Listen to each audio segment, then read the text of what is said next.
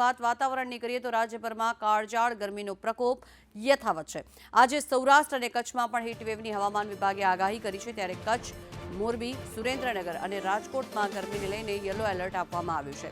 ત્યારે પશ્ચિમથી ઉત્તર પશ્ચિમ તરફ પવન ફૂંકાયા અને 11 જિલ્લાઓનું તાપમાન 40 ડિગ્રીને પાર પહોંચ્યું છે। ત્યારે રાજકોટમાં ગરમીનો ભયંકર પ્રકોપ યથાવત છે, ત્યારે રાજકોટમાં તાપમાનનો પારો 46 ડિગ્રીને પાર પહોંચી ગયો છે। રાજકોટમાં 46.2 ડિગ્રી તાપમાન નોંધાયું છે, જે સૌથી ગરમ શહેર અત્યારે રાજકોટ નોંધાયું છે। ત્યારે કંડલા એરપોર્ટ પર 45.1 ડિગ્રી તાપમાન નોંધાયું છે। સુરેન્દ્રનગરમાં 44.8, અમદાવાદમાં 44 ડિગ્રી તાપમાન નોંધાયું છે। ત્યારે હજી આગામી દિવસોમાં ગરમી વધે તેવી પણ શક્યતાઓ વ્યક્ત કરવામાં આવી રહી છે। ગાંધીનગરમાં 43.2 ડિગ્રી, અમરેલીમાં 44.1 ડિગ્રી તાપમાન નોંધાયું છે।